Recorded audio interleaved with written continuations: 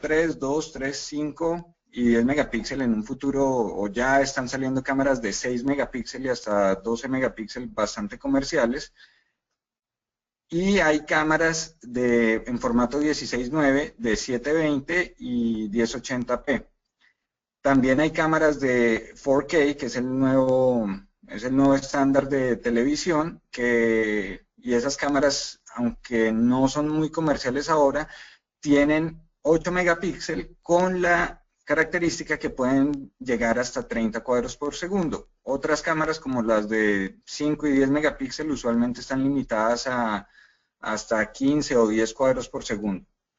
Este número que tenemos acá, el número de píxeles horizontales, en el caso de una cámara de 1.3 megapíxeles, es 1280 por 1024, en 2 megapíxeles es 1600. Es importante ese número porque esa es la resolución horizontal de la imagen. Una cámara de 2 megapíxeles 1080p tiene más o menos un 20% más de píxeles horizontales que una cámara de 2 megapíxeles. Es importante que se den cuenta de eso porque muchas veces se requiere más definición horizontal que vertical. La mayoría de fabricantes están sacando cámaras que son de formato 16:9. Ahora una pregunta muy común es ¿por qué no comprar cámaras de 10 megapíxeles o de más megapíxeles para tener mejor calidad de video y poder hacer zoom digital? Una razón muy importante es el costo. Una cámara de 10 megapíxeles es más costosa que una cámara de 2 megapíxeles, por ejemplo. Otra razón es el aumento en el almacenamiento requerido. Mientras que una cámara de 2 megapíxeles a 7 cuadros por segundo requiere 2 megabits por segundo de ancho de banda, pues lo que está transmitiendo, una cámara de 10 megapíxeles requiere más de 4 veces esa cantidad de información. Eso quiere decir que para grabar la misma imagen, al tener más resolución de 10 megapíxeles comparado con 2, voy a requerir 4 o 5 veces más storage. Eso también aumenta el costo del proyecto. Entre más megapíxeles tenga una cámara, va a necesitar más luz para dar la misma calidad de imagen. Una cámara de 2 megapíxeles, típicamente para dar una imagen a color, necesita un mínimo de 0.1 lux, mientras que una cámara de 10 megapíxeles necesita 3 veces esa cantidad de iluminación. Eso es importante cuando la iluminación es pobre. Cuando estamos de día o en ambientes de buena iluminación, eso no es ningún factor. Y por último, es la menor cantidad de cuadros por segundo que puede entregar una cámara de 10 megapíxeles versus otras de menos megapíxeles. Hay cámaras de 1.3 megapíxeles que pueden llegar a 45 y hasta 60 cuadros por segundo. Eso es útil en casinos o en bancos, pero generalmente no se utiliza a menos de que el cliente tenga una necesidad muy específica de ver muchos cuadros por segundo. ¿Qué es muy importante para definir la calidad de una imagen? No es solo la resolución de la cámara, sino los píxeles por metro o la densidad de píxeles que tengo para detectar o para capturar el sujeto o los objetos que quiero detectar. Entonces yo puedo colocar una cámara análoga al frente de una puerta y voy a poder tener una calidad muy buena, pero el cubrimiento de la cámara va a ser más pequeño. Yo puedo tener una cámara que esté cubriendo la misma puerta, una cámara megapíxel que cubre la misma puerta, pero desde más lejos, y no solo que cubra la puerta, sino lo que está alrededor de la puerta, y voy a tener la misma calidad que tenía con la cámara análoga. ¿Por qué? Porque tengo mayor resolución. ¿Cómo es el cálculo de esta densidad de píxeles? Para lograr definir ese número se hace un cálculo que es la cantidad de píxeles por metro. ¿Cuántos píxeles me está cubriendo la cámara a una determinada distancia? Eso me va a permitir detectar, reconocer o identificar la persona. ¿Cuáles son las diferencias entre esto? Detectar es simplemente saber que hay una persona o un vehículo a cierta distancia. En el caso de las personas, con 20 píxeles por metro ya puedo detectar y puedo saber que hay una persona presente en la imagen. Reconocer quiere decir que sabiendo yo que tengo, o sea, que los operadores de una, quiénes son los operadores de una empresa, con solo 120 píxeles por metro ya puedo reconocer a esa persona sin lugar a dudas. Y la última es identificación. Identificación es la cantidad de píxeles que se necesitan para que el cliente, para que la policía o el cliente pueda entregar esa información a una agencia de seguridad y puedan hacer un match o lo puedan colocar en un noticiero para que les pueda identificar a la persona.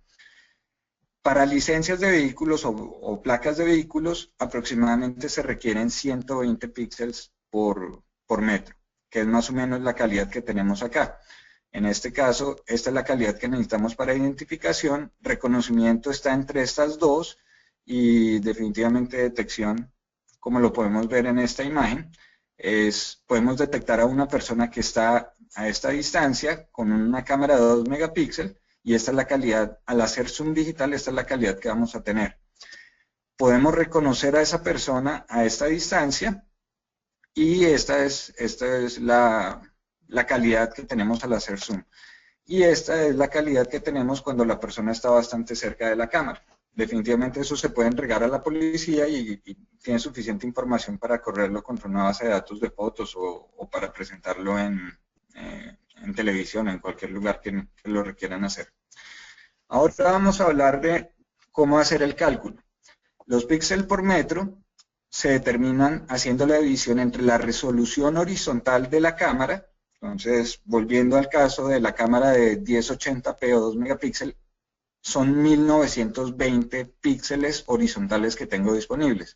En el caso de una cámara de 1.3 megapíxeles, son 1280 píxeles que tengo de ancho.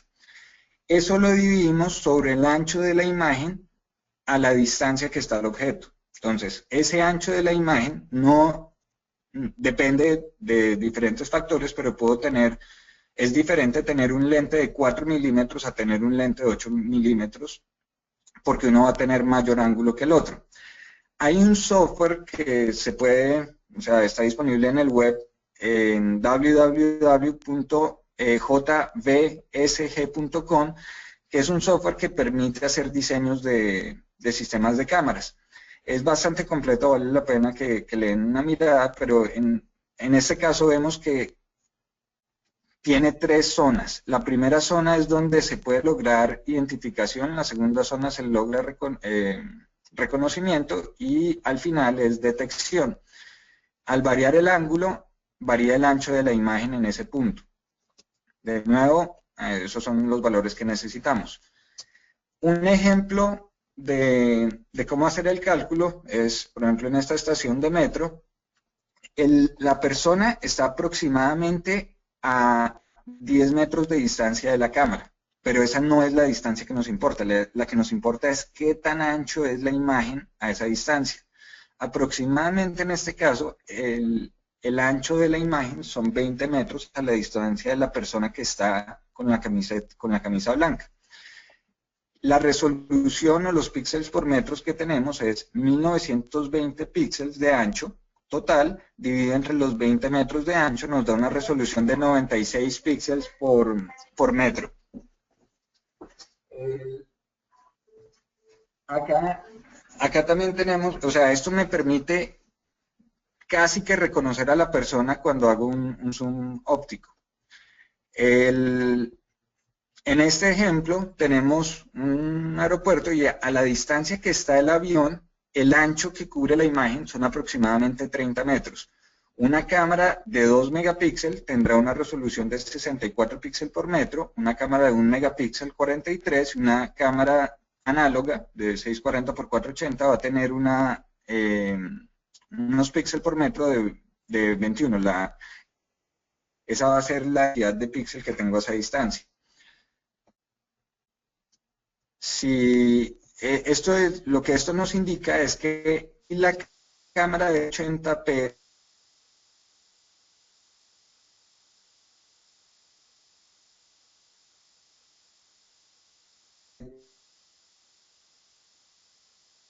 5 o 10 megapíxeles, eso va a mejorar también respecto a la cantidad de píxeles que tenemos horizontales. Hay otra página web en la cual se puede calcular la densidad de píxeles, que es tiatech.com. Ellos son los fabricantes de lentes que tienen esta herramienta. Permite seleccionar la resolución, el tipo de sensor. Uno puede seleccionar acá en los lentes otros lentes, y uno selecciona cuántos milímetros quiere o cuál es el campo de visión de la cámara. Con esto le da un ejemplo. Finalmente lo que le va a decir a usted es cuánto es el field of view, el campo de vista vertical y horizontal, y cuál es la resolución de la imagen en píxel por metros. Ahora, ya que sabemos calcular los píxeles por metro, ¿cuáles son las opciones que tenemos para mejorar los píxeles por metro? Una es aumentar la resolución de la cámara. La segunda es acercar la cámara al objetivo. También podemos cambiar la distancia focal. Si tenemos un lente varifocal, simplemente cerramos el ángulo del lente, o si tenemos lentes fijos, se cambia el lente y cerramos el ángulo. Entonces, volvemos al ejemplo de la puerta. Con un lente de 12 milímetros voy a cubrir un ángulo más pequeño, por lo tanto voy a aumentar los píxeles por metro, comparado con un lente de 4 milímetros o de 2.8 milímetros. Hay otra opción que está solamente disponible en cámaras IP, que es girar la cámara a modo pasillo. En vez de tener la cámara en un sentido horizontal, la parte ancha se coloca en el sentido vertical. Al hacer eso, voy a tener un mayor detalle y voy a aumentar la densidad de los píxeles, aunque voy a perder lo que tengo a los lados. Le dicen cámara tipo pasillo porque por lo general, cuando uno coloca una cámara en un pasillo, se va a ver mucho de las paredes de los lados en la zona que está cercana a la cámara. Al girarlo, se eliminan esas paredes, el espacio que cubren las paredes, y se va a tener un mayor cubrimiento. Eso lo tienen prácticamente, ya es algo que tienen casi todos los fabricantes de cámaras. Bueno, ahora el siguiente punto es cómo elegir la cámara adecuada para cada tipo de iluminación. Los fabricantes de cámaras IP brindan las mismas características que tienen los sistemas análogos, que es backlight compensation, tienen el control de color, todas las características que tienen las cámaras análogas. En los últimos años, los fabricantes IP han sacado equipos con unas características nuevas, como son el P-Iris, el Wide Dynamic Range, el Smart IR o infrarrojo inteligente, y cámaras que trabajan en color con muy baja iluminación. ¿Cuándo utilizar estas cámaras? Pues eso es lo que vamos a ver en este momento. El P-Iris es un autoiris un poco más avanzado. Entonces, para entender qué es el P-Iris, tenemos que entender qué es la profundidad de campo. Profundidad de campo es qué tanto de la imagen tengo enfocado. Yo puedo enfocar cerca de la cámara o lejos de la cámara, pero solo hay un área que va a estar bien en foco. Si yo abro mucho el iris, esa profundidad de campo va a disminuir, y si cierro el iris, esa profundidad va a aumentar. ¿Cuándo se utiliza el P-Iris? Entonces, este es un ejemplo de tres modelos de carros, en los cuales con la misma cámara lo estoy tomando con un iris abierto. Solo el vehículo del frente se ve en foco. Cuando activo el Precise Iris, la cámara ajusta el iris y ajusta el tiempo de exposición de la imagen para tener una imagen mucho más clara y de suficiente, con un foco lo bastante profundo para cubrir los tres vehículos. Entonces, uno hace el ajuste del lente, del P-Iris, en el objeto de la mitad que quiere cubrir. En este caso, es muy útil tanto en exteriores como en interiores, sobre todo en interiores que tengo iluminación variable. Si tengo iluminación variable, el problema es que al ajustar el lente puede que la profundidad o la la zona que está en foco va a estar limitada a una determinada zona. El Pi-Iris compensa eso y es muy claro de verlo en estas dos imágenes. En esta imagen estoy enfocando las frutas, pero no se ve lo del fondo. En esta otra, con el Pi-Iris, con exactamente la misma cámara, se obtiene todas las imágenes en foco. El siguiente punto, que es muy importante, es el Wide Dynamic Range o rango dinámico. Se utiliza en escenas de alto contraste, por ejemplo en exteriores, en regiones con sombra. En este es una cámara normal. La imagen se ve relativamente bien, pero cuando ya vemos los detalles en esta cámara que tiene Wide Dynamic Range, ya vemos que se ve las partes oscuras ya no son tan negras, se ve mucho más claro y se puede ver más detalle. Donde también funciona muy bien es en las escenas interiores con fondo brillante. En esta imagen sin Wide Dynamic Range, el cielo o la parte de afuera se ve muy brillante, mientras que activando el Wide Dynamic Range podemos ver, leer el letrero y podemos ver el cielo y los árboles del fondo. También podemos ver los vehículos que están en la parte de afuera y tenemos, en ambos casos, la cámara está cubriendo bien la parte interior. Otra parte en la cual se ve la diferencia es en la parte iluminada que refleja en el piso. Acá tenemos un ejemplo de dos cámaras con Wide Dynamic Range, pero con diferentes niveles de Wide Dynamic Range. Esta es una cámara de 2 megapíxeles que se instaló en un cliente nuestro hace aproximadamente 4 años y tenía un Wide Dynamic Range que era muy bueno en esa época de 100 decibeles. Uno de los problemas que tenían era que se podía ver bien toda la imagen, pero el área de las joyas que estaban acá en el mostrador no era suficientemente claro. Se les entregó una cámara de 1 megapíxel, menos resolución, pero con un Wide Dynamic Range más avanzado. Ya pueden ver que se puede observar claramente todo lo que hay en el interior de la vitrina y ya no se ve todo el brillo que había de esta lámpara en la parte posterior. Se puede ver muy bien lo que pasa al fondo. Entonces, los fabricantes tienen diferentes niveles de Wide Dynamic Range. Es importante ver el número de decibeles que ofrecen. Hay fabricantes que dicen que tienen Wide Dynamic Range de 74 decibeles. Eso es un Wide Dynamic Range muy básico. Lo normal es que para que trabaje bien tiene que estar alrededor de 120 a 140 decibeles. Este es un caso extremo en el cual en la imagen de la izquierda, durante el día, cuando la luz del sol no está entrando directamente en ese ángulo, la imagen se ve bien. Pero en las horas de la tarde, cuando el sol está en el ángulo que vemos en este caso, no se ve bien la persona. ¿Por qué? Porque hay mucho brillo de afuera. El Wide Dynamic Range lo que compensa es esa iluminación. Y vemos en este caso que se puede leer los letreros y que se ve que hay una persona, que la persona que está acá no se podía ver en la imagen anterior. ¿Cómo trabaja el Wide Dynamic Range? El WDR toma 3 imágenes, uno con exposición corta, en la cual va a tomar los puntos más brillantes de la imagen, de la escena, una exposición media, en la cual reduce la velocidad de captura, y una exposición larga en la cual aumento la velocidad, la captura de la imagen.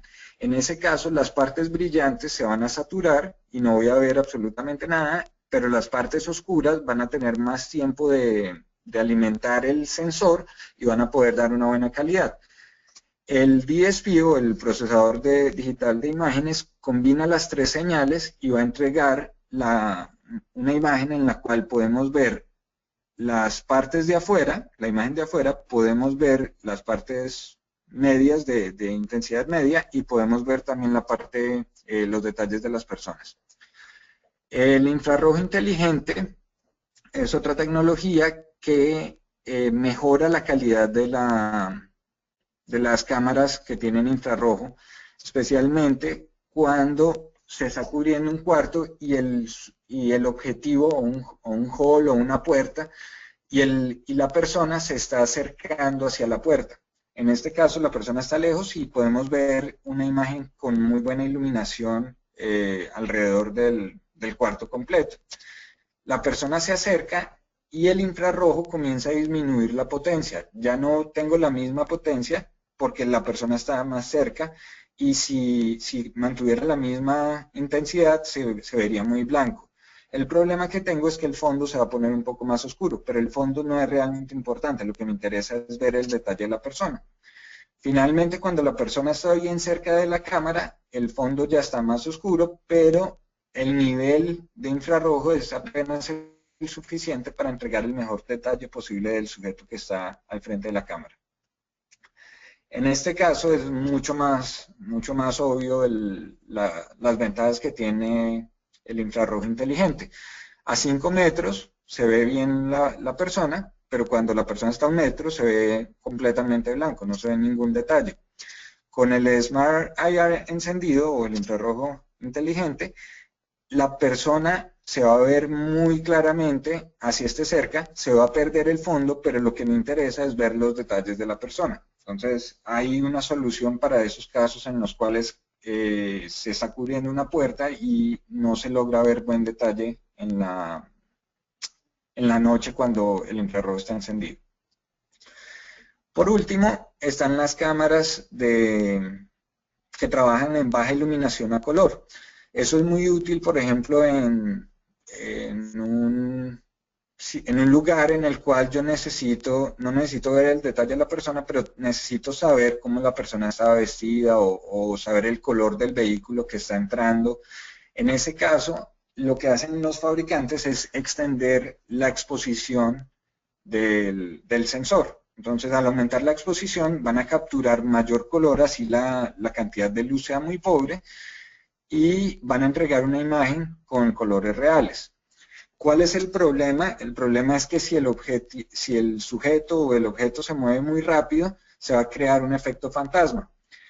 Pero acá se ve claramente la ventaja. Con el infrarrojo, lo que yo voy a poder decir es que la persona tiene un pantalón que parece gris claro, aunque en realidad es un pantalón café oscuro, y que tiene una chaqueta también que no se puede definir el color. En este caso, puedo darle a la policía una descripción más completa de la forma como está vestida la persona. Esto no es para todos los tipos de escenario, pero en ciertos casos específicos se pueden utilizar estas cámaras que son low light o light finder, o los diferentes tipos de nombres que le colocan los fabricantes a estas soluciones. Las cámaras IFET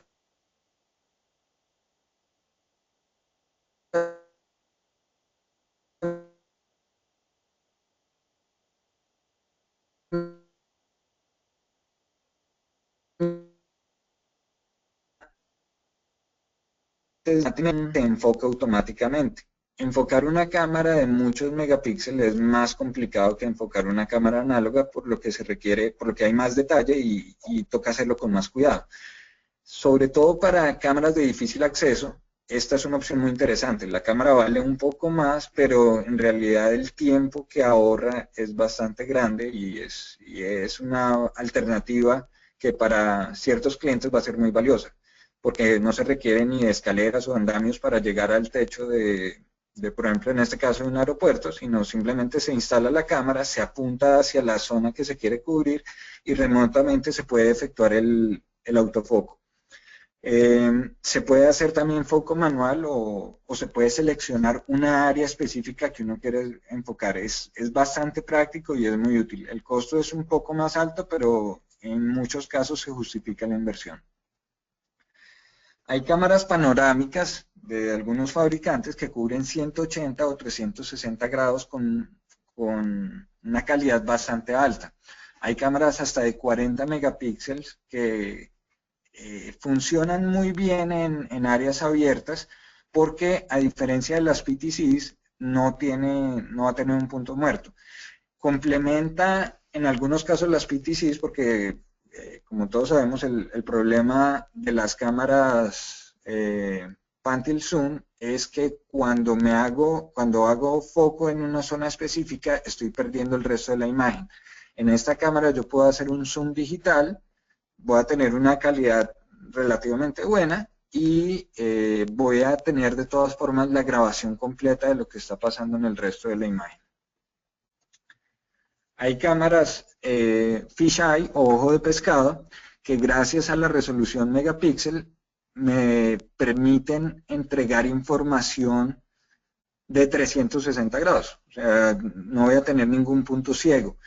Los software o algunas cámaras directamente en la cámara pueden dewarp o, bueno, no sé cómo, expandir la imagen, no sé cómo se dice en español, de tal forma que se ve como una imagen regular. La gran ventaja de esto, no voy a tener puntos ciegos en oficinas, call centers, en lobbies de atención al público.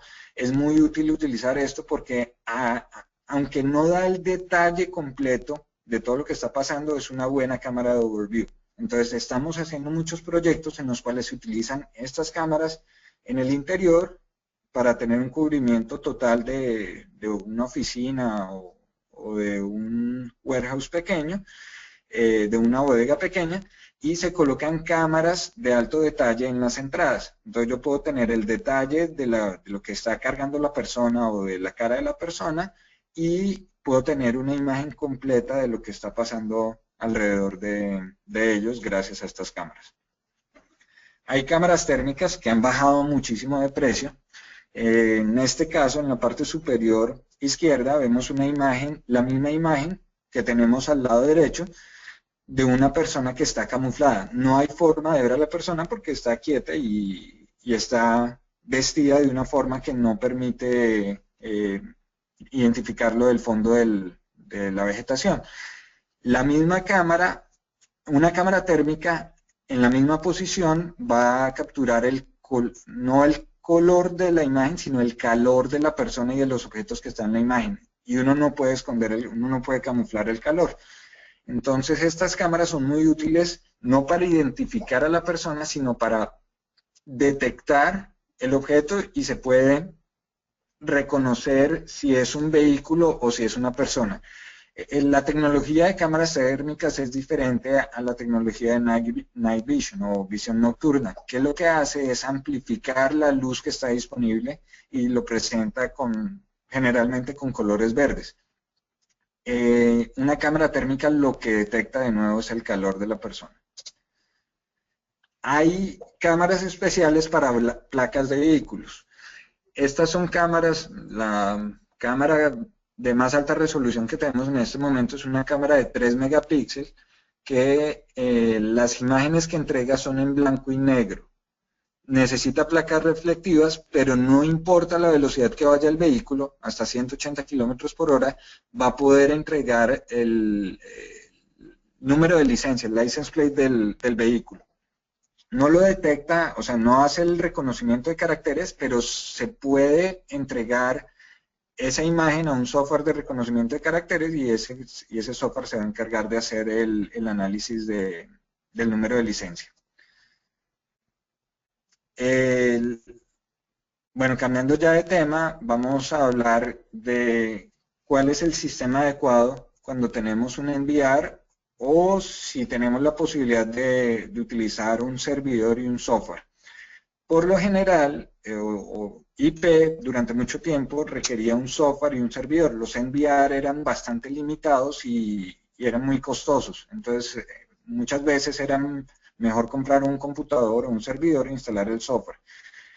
En este momento ya se consiguen NVR mucho más económicos que pueden ser basados en Linux o en Windows. Por lo general brindan una garantía de hasta un año. La instalación es muy fácil, en ambos casos ya no hay que ser experto en cámaras ni en redes para hacer una instalación IP. La mayoría de equipos simplemente se conectan las cámaras a la red y el mismo NVR se encarga de otorgarles las direcciones IP y de encontrarlas. Hay un límite máximo de licencias o de cámaras que se puede conectar al NVR, por lo general son 4, 8 y 16, algunos fabricantes tienen hasta 32 cámaras y los recursos y usuarios son limitados, la cantidad de discos que puede tener el NVR está limitado al número de barías. Por otro lado, los servidores son mucho más flexibles. Uno puede escoger qué software dependiendo de las características o de las necesidades del cliente. Uno puede determinar el almacenamiento que requiere y hay servidores que tienen hasta 12 bahías y puedo jugar con la configuración de redundancia de RAID o de discos duros. Otorgan garantías extendidas de 3 años. El pago de licencia se hace por cámara y uno puede seleccionar el procesador de acuerdo al software y a las cámaras. Estas son soluciones que cuando tengo que utilizar, digamos, 60, 80 cámaras por servidor, me da una capacidad de redundancia mucho más alta que la que tengo con un NVR y las capacidades de búsqueda son mucho más avanzadas. Hasta 16 cámaras o en sistemas sencillos es muy útil utilizar un NVR. El PoE o Power over Ethernet, que lo que hace es entregarle el poder a la cámara a través del mismo cable de categoría 5 o UTP, ya viene incluido en el NVR. Se utiliza, lo estamos vendiendo mucho para reemplazar DVR. Si ustedes tienen clientes a los que le vendieron un sistema de cámaras hace 7 años o 5 o 7 años y era un sistema análogo, ustedes pueden ir en este momento y ofrecerle un sistema IP con cámaras nuevas de alta resolución, un NVR con mayor capacidad, y estoy seguro que el cliente va a pagar menos ahora por este sistema que lo que pagó hace 5 años. Los precios han bajado muchísimo y ya se pueden colocar sistemas de muy alta resolución a un precio bastante económico. Hay ciertas limitaciones en la compatibilidad de cámaras, pero la mayoría de fabricantes que tienen un NVR de bajo costo también tienen unas cámaras que son 100% compatibles con ellos. En aplicaciones medianas tenemos que son de 16 a 32 cámaras. Hay unos NVR que son un poco más avanzados. Este NVR por lo general no tiene el PoE o el Power over Ethernet incluido. Toca comprar un switch aparte. El grabador puede tener 4 u 8 licencias ya incluidas y se puede agregar licencias adicionales. Un problema que había con cámaras análogas era o que hay también con los NVRs, es que si el sistema requiere 18 cámaras, uno elimina 2 cámaras para poderlo meter en un sistema de 16 cámaras. Con estos sistemas, ustedes tienen la posibilidad de ampliar y agregar más cámaras hasta un límite de 32, 40, 50 cámaras típicamente. También se paga por licencia adicional, entonces no es que necesitan comprar otro equipo adicional cuando pasan de 16 cámaras, sino van agregando, por cada cámara agregan una licencia. Para aplicaciones de más de 32 cámaras, definitivamente los servidores ya no vienen con PoE, se cobra por licencia, tienen múltiples puertos de Ethernet que me permiten separarme de la red de operación. Entonces digamos que estoy trabajando en un hospital y el hospital tiene su propia red, pero la gente de IT no quiere que nos metamos en la red de ellos. Entonces nosotros podemos crear nuestra propia red para las cámaras y para los clientes o la gente de seguridad o los que quieran ver el video, se utiliza otro puerto de red para que ellos puedan interactuar con el sistema sin tener todo el tráfico de las cámaras. Estos equipos también, estos servidores, cuentan con redundancia de fuente de poder, también pueden tener doble procesador, pueden ser completamente redundantes. Es un poco más complejo de configurar en el sentido de que tenemos que saber cuáles son, si hay proyección de crecimiento en el futuro o no, y hay opciones de montarlo en rack o en torre. Siempre para soluciones grandes lo que se está vendiendo son sistemas de este tipo de servidor. ¿Cómo seleccionar el equipo de grabación o el software de grabación? Entonces hay muchos parámetros que toca tener en cuenta. Una es la compatibilidad con las cámaras que se quieren usar. Ya gracias a ONVIF, ONVIF es como un estándar de lenguaje para hablar entre los software y las cámaras. Ya la mayoría de cámaras son ONVIF y la mayoría de software pueden hablar ONVIF. Eso no quiere decir que haya una integración 100% de todos los aspectos de la cámara, Para eso los fabricantes desarrollan drivers específicos para ciertos fabricantes y ciertas cámaras para poder utilizar el audio, las entradas y salidas, los analíticos que vienen en algunas cámaras. También es importante ver qué tipo de integración quiere el usuario final con control de acceso y con alarmas. También el tipo de cliente móvil que se desea utilizar. Hay NVRs que simplemente se puede ver el video en vivo a través del celular o de un iPad. Hay otros que permiten hacer playback, búsquedas, son sistemas mucho más avanzados en cuanto a los clientes móviles. Si uno quiere ver múltiples sitios al mismo tiempo, también hay diferencias entre software que uno tiene que conectarse a un sitio primero, desconectarse para poder ver cámaras de otro sitio. Hay otros que simplemente uno selecciona cámaras de 20 lugares diferentes y para el sistema es transparente. Y algo muy importante es si hay un operador que está mirando las cámaras o no. Hay sistemas que son muy amigables con un operador y hay sistemas que para buscar video o buscar un evento específico, mientras que en un NVR se puede demorar 3 o 4 horas devolviéndose prácticamente cuadro por cuadro o tratando de encontrar información que uno no sabe, de varios días que uno no sabe cuándo pasó un determinado evento. Las opciones de búsqueda que tienen estos software son mucho más avanzadas y bueno, cuando quieran un demo me preguntan y les puedo mostrar cuáles son las diferencias entre ellos. Esa es una de las características más importantes de seleccionar un servidor y un software contra un NVR.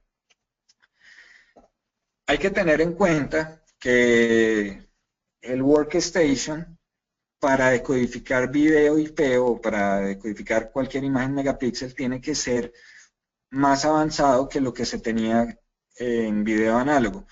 ¿Por qué? Porque no es lo mismo decodificar 32 cámaras megapíxel que decodificar 32 videos normales. Es como ver YouTube de high definition, pero multiplicado por 32. Se necesita una buena tarjeta de video, se necesita una tarjeta de red suficientemente rápida para tener todo, para recibir el video, un buen procesador, memoria RAM y disco duro. Prácticamente cualquier computador de 4 o 5 años para acá ya viene con suficiente procesador para manejar el video, pero en algunos casos se necesita una tarjeta de video especial. Eso depende de las cámaras y depende del software.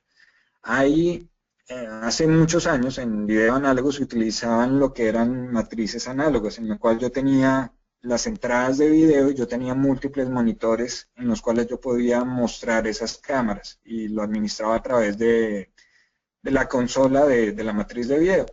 Ya eso no se utiliza tanto, ya definitivamente hace 4 o 5 años no he visto ni un solo sistema de matrices. Ahora lo que se hace es colocar un cliente con varias salidas de video. Por lo general, nosotros vendemos sistemas que permiten hasta 6 monitores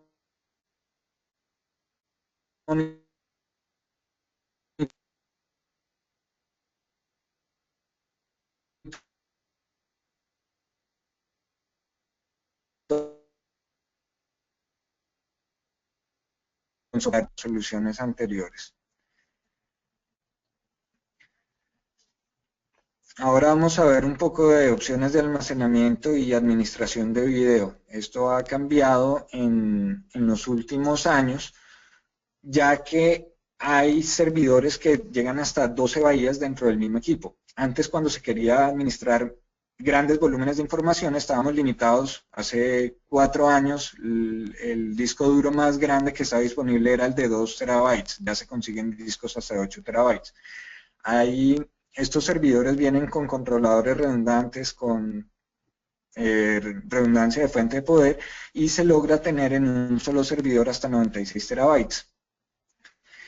Es importante saber que los discos duros no todos son iguales. Hay discos duros para computadores de escritorio, hay discos duros para workstations, hay discos duros para video, hay discos duros para servidores y no es recomendado utilizar el esos esos discos duros verdes que trabajan a 5400 revoluciones por minuto en aplicaciones de video. El software que tienen adentro los discos duros es diferente para cada aplicación. Un disco duro de video por lo general tiene un software interno que está optimizado para escribir mucha información secuencialmente. Al final lo que llega de video es información que se graba secuencialmente y está optimizado para eso. Hay discos duros que están optimizados para RAID. Ahorita vamos a ver un poco más de cómo funciona el RAID. Y hay gente que pregunta que si pueden utilizar discos duros de Solid State. Es una muy buena alternativa para sistemas operativos, pero la capacidad máxima que hay en este momento es de 1 terabyte y un disco de 1 terabyte de Solid State vale más de $1000. Entonces el costo por terabyte es muy alto y no se utiliza en almacenamiento de video. Cuando se arma un servidor hay fabricantes que se especializan en esto de fabricar equipos para video. Nosotros también brindamos la opción de trabajar con otros fabricantes y nosotros configuramos el servidor adecuado para las necesidades de cada proyecto. Por lo general, si el cliente tiene una alta expectativa de redundancia, se utiliza RAID 1 para el sistema operativo, que funciona como un espejo. RAID 1, lo mismo que escribe en el disco 1, lo va a escribir en el disco 2. Entonces, eso quiere decir que el almacenamiento que estoy comprando, si compro 2 discos de 4 terabytes, no voy a tener 8 terabytes en total de espacio, voy a tener simplemente 4 terabytes. RAID 5 se utiliza mucho para video porque solo pierdo uno de los discos. Entonces, en el ejemplo que tengo abajo, si tengo 8 discos de 4 terabytes en total, voy a perder uno porque tengo un código de redundancia que me va a permitir recuperar la información si pierdo uno solo de los discos. Si por ejemplo se daña el disco 4, voy a poder seguir trabajando con la información que tenían los otros. Si se pierde el disco 5, también voy a poder seguir trabajando sin problema. Tengo que reemplazar el disco y el mismo controlador de RAID se encarga de balancear esto. Pero pierdo un disco de storage efectivo, de almacenamiento efectivo. Si tengo 8 discos de 4 terabytes, el total son 32 terabytes de almacenamiento, o sea, que compré 32 terabytes, pero en realidad voy a poder utilizar solamente 8 menos 1 por 4, 28 terabytes. Eso hay que tenerlo en cuenta al hacer una configuración RAID. El mínimo número de discos que necesito para hacer un RAID 5 son 3, el mínimo que se necesita para un RAID 1 son 2 discos. Otras opciones de almacenamiento que se siguen utilizando en algunos casos es el NAS o Network Attached Storage, que permite conectar a la red una caja que tiene un controlador y unos discos. Los computadores o los servidores se van a conectar a esa caja a través de la red y van a poder escribir y recibir información de esos discos sin problema. Ya con servidores que llegan hasta 96 terabytes de almacenamiento interno, utilizar un NAS no es tan efectivo porque el precio es un poco más alto. Es más efectivo utilizar más servidores y dividir la carga de las cámaras entre los diferentes servidores. El Storage Area Network son sistemas que me permiten tener excelente redundancia. Me da altos volúmenes de información, o sea, puedo escribir y leer información a velocidades muy altas. Por su alto costo, cada vez se utilizan menos en aplicaciones de video, pero están disponibles para el que lo quiera pagar. Hay unos sistemas para calcular almacenamiento que si quieren me escriben luego y yo les puedo mandar cuáles son.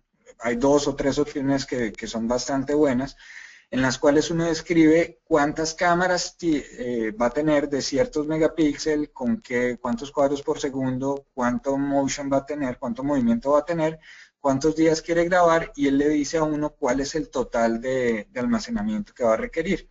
Eso es aproximado porque depende de muchas variables que va a funcionar el sistema que la calculadora va a dar el valor adecuado.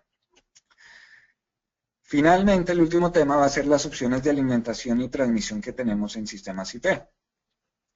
La alimentación de sistemas o de las cámaras IP sigue siendo en la mayoría de los casos 12 voltios o 24 voltios, pero el que más se utiliza va a ser PoE, porque requiere menos infraestructura, con un solo cable que lleve hasta la cámara es suficiente. La limitación del PoE y de Ethernet en general es que solamente llega hasta 100 metros de distancia. Más de 100 metros se llega a tener problemas y a veces si el cable no está bien instalado, a veces ni siquiera llega hasta 100 metros.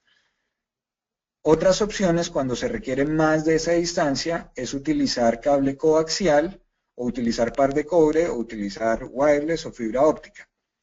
En bueno, primero antes de explicar los otros modelos, les voy a explicar los dos tipos de PoE que hay. Están los switches PoE que les determina, que se llaman EndSpan, en el cual el power lo entrega directamente el switch. Esos switches pueden ser smart o pueden ser gerenciables o managed, no sé, me imagino que es gerenciables, que permiten resetear la cámara remotamente o saber cuánto es el consumo, le dan al integrador la capacidad de determinar qué está pasando con la cámara. Es muy útil utilizar switches que tengan esta opción de administración, ya que si hay algún problema con una cámara, para determinar cuál es el problema se puede utilizar las herramientas que tenemos acá. La otra opción es utilizar un switch regular sin PoE y utilizar lo que se llama midspan o inyectores de PoE.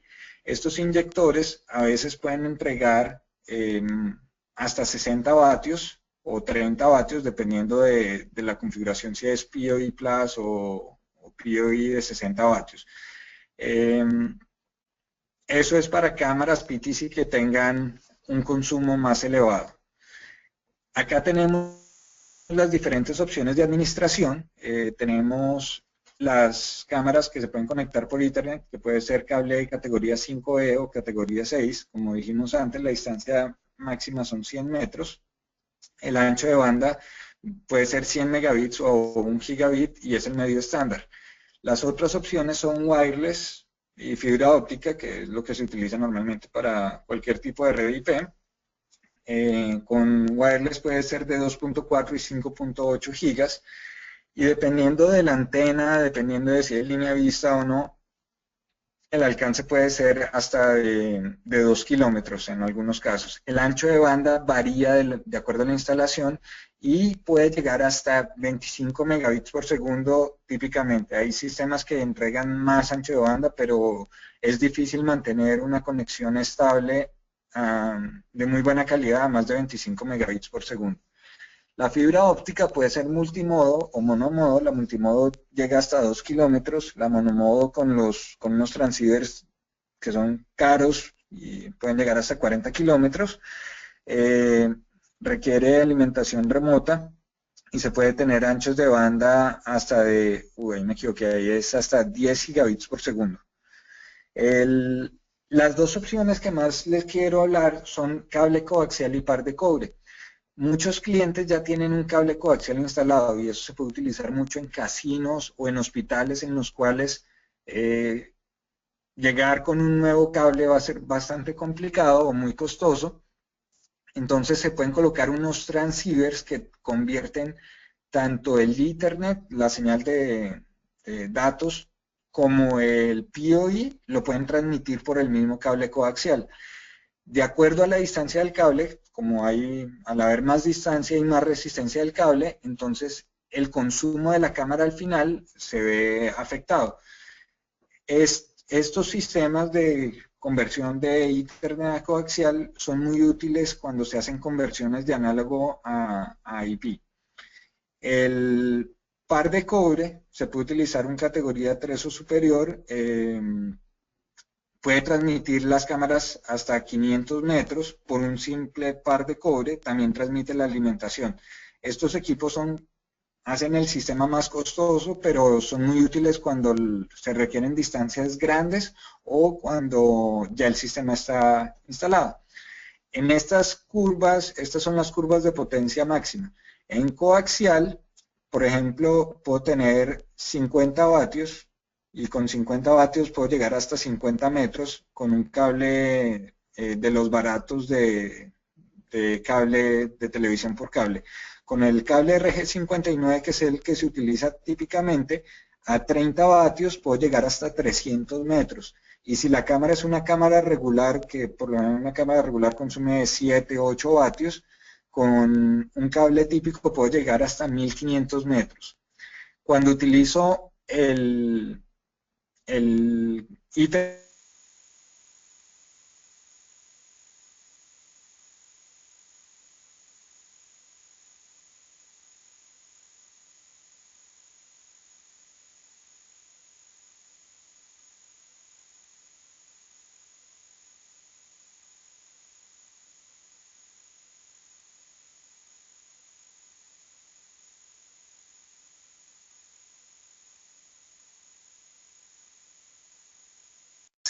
marcel@silmarelectronics.com y quedo a la espera de cualquier pregunta que tengan.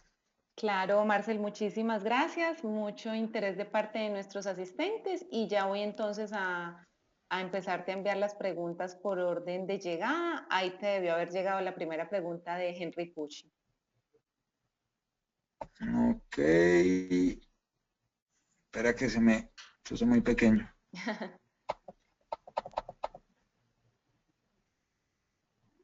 Me toca leerlo.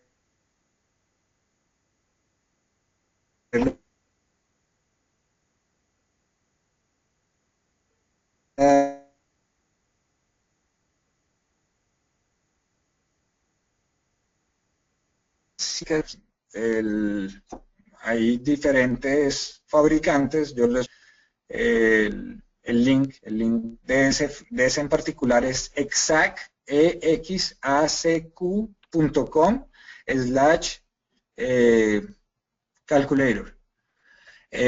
Lo voy a escribir en el chat. Es exact.com/calculator, creo que es. Si no es configure, pero si entran a exact.com ahí lo van a ver. Ahí van a poder seleccionar la cámara y van a seleccionar el número de cuadros por segundo. Eso va a dar el ancho de banda que tiene la cámara. Les voy a dar la regla que utilizo yo. Yo típicamente lo que utilizo es, si el cliente necesita 10 cuadros por segundo y es una cámara de 2 megapíxeles, va a utilizar 2 megabits por segundo. Si es una cámara de 1 megapíxel a 10 cuadros por segundo, va a requerir aproximadamente 1 megabit por segundo. Eso es bastante aproximado, pero sirve para calcularlo rápidamente. En internet hay varios sitios para calcular esa información. Sí, si quieres, mándame la siguiente pregunta. Sí, ya te la estoy haciendo llegar, Marcel. Ya te envié una pregunta del señor José Luis Sosa. Ok, ¿cuántos cuadros por segundo serían óptimos para un uso normal en una empresa? En un estacionamiento, por ejemplo. Entonces, esta es una pregunta muy interesante. Normalmente lo que nosotros recomendamos son de 7 a 10 cuadros por segundo en sistemas en una oficina para ver personas moviéndose. Un parqueadero, un estacionamiento que tenga un ángulo más abierto, si tengo 7 cuadros por segundo, el vehículo se va a mover bastante lento, por decirlo así, en el estacionamiento, y tener 7 cuadros por segundo a veces es muy alto. Con 3 o con 5 cuadros por segundo es suficiente. Si necesito ver, por ejemplo, una cafetería en un colegio o un sitio donde juegan niños, voy a querer más 15 cuadros por segundo, porque las acciones pueden pasar más rápido. Entonces, todo depende del área de cubrimiento y lo que se quiera observar. De nuevo, típicamente de 5 cuadros es lo mínimo y 15, más de 15 tiene que ser un banco o un casino que necesite 30 cuadros por segundo. De resto, más de 15 es desperdiciar ancho de banda. La siguiente pregunta de Alirio Cala, ¿las cámaras IP funcionan mejor en un grabador DVR o NVR o es mejor en un NAS o lo que depende son las características de las cámaras? En realidad van a trabajar un NVR, hay algunos de ellos que son muy básicos que no van a poder trabajar con cámaras de más de 2 megapíxeles. Un servidor o un NAS que tiene más ancho de banda, que tiene, por ejemplo, uno de los problemas típicos es que los discos duros no tienen la suficiente velocidad para escribir cuando le está llegando 16 cámaras megapíxeles al mismo tiempo. Entonces, hay algunos NVR embebidos que son bastante económicos, que pues son económicos porque no tienen la misma capacidad de procesamiento que un servidor. Se puede colgar en cuanto a procesar la imagen. Un servidor o un buen equipo de NAS va a tener el ancho de banda suficiente para administrar muchas más cámaras de mayor resolución. Eso, si tienen un diseño específico, nos pueden consultar con nosotros y nosotros les damos la solución específica para cada proyecto. La siguiente pregunta es, ¿cuántas cámaras es recomendable conectar a un mismo switch para no arriesgar el video?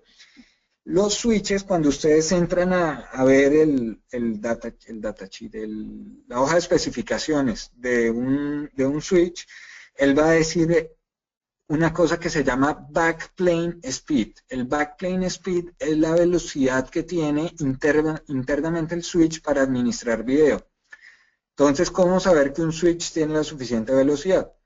Si ustedes dicen, tengo una cámara, 10 cámaras de 5 megapíxeles y estas cámaras, cada una me está entregando 5 megabits por segundo.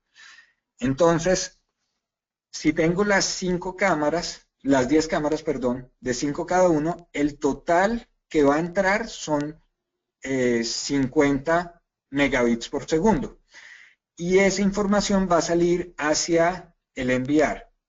El enviar va a recibir los 50 megabits por segundo cuando todas las cámaras están transmitiendo al mismo tiempo.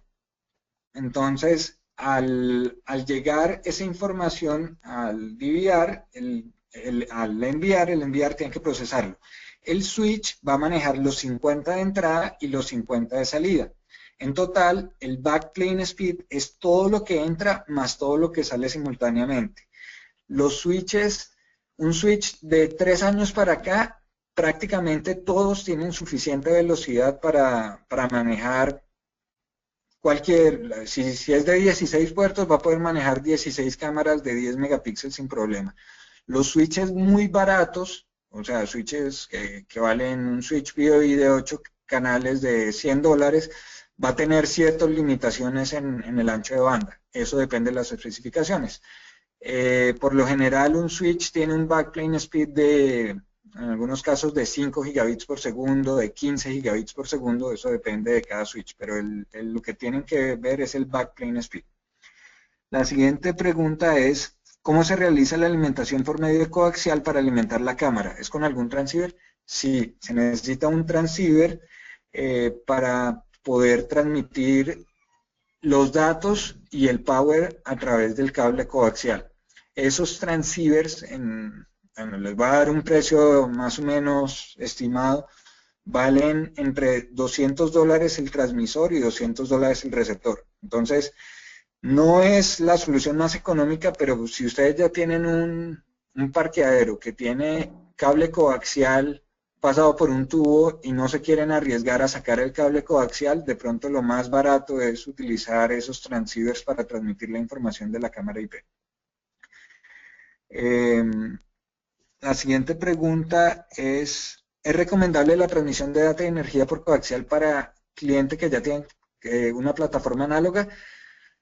De nuevo, la respuesta es casi la misma. Sí es recomendable siempre y cuando el costo justifique o el proyecto justifica el costo que requieren estos transceivers. Ahora hay cámaras que valen 100, cámaras IP de buena calidad que valen 100, $150 para interiores que se van a ver bien, pero si el transceiver va a costar 3 veces lo que vale la cámara, a veces sale más barato correr un cable Cat5 nuevamente.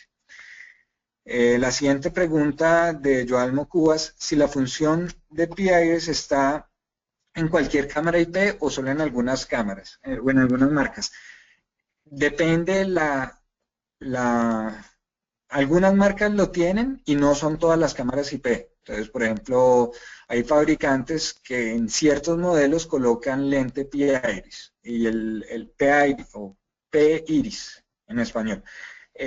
Si entran a varios fabricantes van a poder buscar cámaras o si me escriben yo les puedo mandar los modelos de cámaras que tienen P-Iris.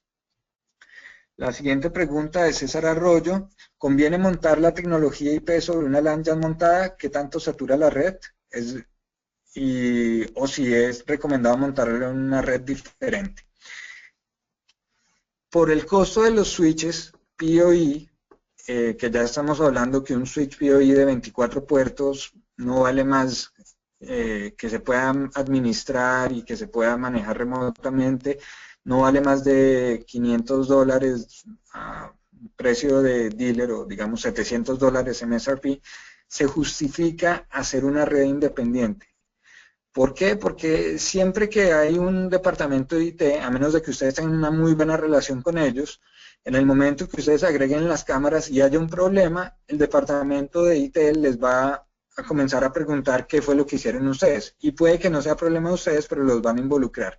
Si tienen redes separadas, no van a tener ese problema. Y lo que hacen es tener un servidor o un enviar que tenga dos salidas de red, una que van a utilizar para comunicarse con las cámaras y otra que van a utilizar para comunicarse con la red existente. La siguiente pregunta es, ¿el cálculo de la capacidad de almacenamiento en VR obedece una fórmula matemática?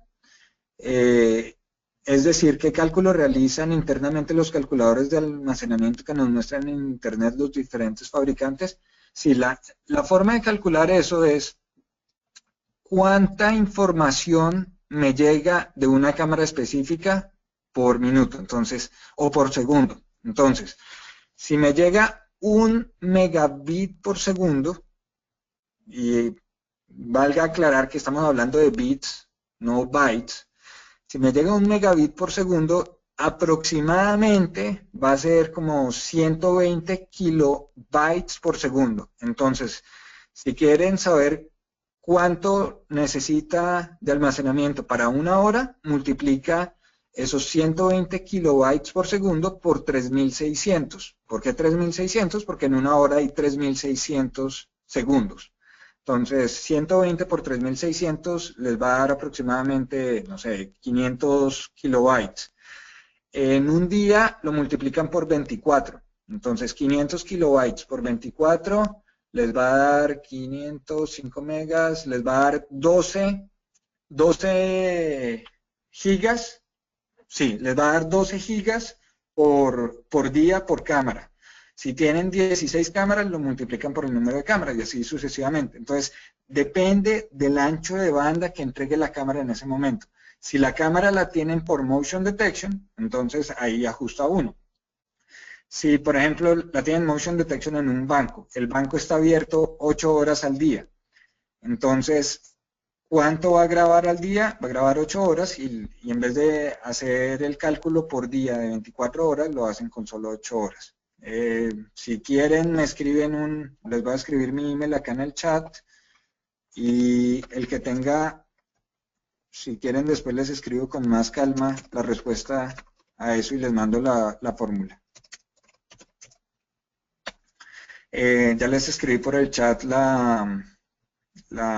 mi email. La siguiente pregunta es, ¿las cámaras IP te recomendarían más para objetos en movimiento, por ejemplo, estacionamientos, carreteras, calles en colonia? Esa pregunta la hace Manolo Galindo. La cámara de P-Iris se recomienda para zonas en las cuales haya alto contraste y que tenga una profundidad de campo bastante grande. Una calle en una colonia o en un barrio, un barrio residencial, es muy importante porque por lo general está cubriendo la calle completa y especialmente en condiciones de poca luz, cuando el iris se abre, al abrirse mucho el iris, la profundidad de campo disminuye y no se va a poder enfocar bien lo que en el día se veía bien enfocado, por lo que el iris está más abierto. Entonces, especialmente para exteriores, como bien lo dice en la pregunta, estacionamiento, carreteras o calles que tengan, que se esté viendo a lo lejos y que la distancia que se quiere cubrir de la escena es bastante grande, en eso es muy útil utilizar cámaras PIRs. Lo mismo que en sistemas, en un hall de un hospital o en sitios donde que necesita yo cubrir cosas que están lejos y cerca de la cámara. ¿Qué otra pregunta tenemos acá? Marcel, yo creo que ya hasta ahí respondimos preguntas.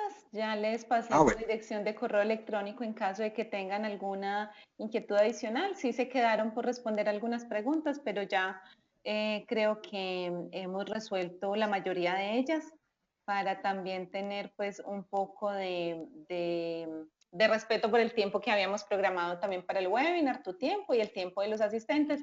Así que todos ustedes tienen ahí en el chat de preguntas tanto la dirección de la calculadora de almacenamiento de la que Marcela habló, así como el correo electrónico de él para cualquier inquietud o pregunta que haya quedado pendiente por resolver. Ustedes saben que también me pueden escribir a mí y en caso tal de que sea alguna inquietud sobre el contenido de la presentación, pues yo inmediatamente se la hago llegar a Marcel. Pues Marcel, muchísimas gracias. Tuvimos una excelente asistencia, un excelente interés y unas preguntas muy interesantes de nuestra audiencia, así que te agradezco muchísimo. No, gracias a ti. Y a todos nuestros asistentes, pues les damos las gracias por su participación, por estar pendientes siempre de nuestras actividades y también les informamos, les recordamos, porque muchos también me lo han preguntado sobre las memorias, estas se las hacen llegar, se las hacemos llegar en un correo electrónico a la misma dirección que ustedes registraron para inscribirse en este webinar. Esto se les debe hacer llegar en los próximos 3, 4 días y estén también pendientes de la programación de nuestros webinars, que también ya lo estamos programando la próxima actividad y se les dará a conocer también vía correo electrónico y por medio de nuestras redes sociales. Pues entonces a Marcel, a Silmar Electronics, a Expo Seguridad México, que es uno de nuestros sponsors importantes en estos eventos, y a todos ustedes que nos acompañaron, les damos las gracias, los esperamos otra vez en nuestros webinars y les deseamos una feliz tarde. Hasta luego.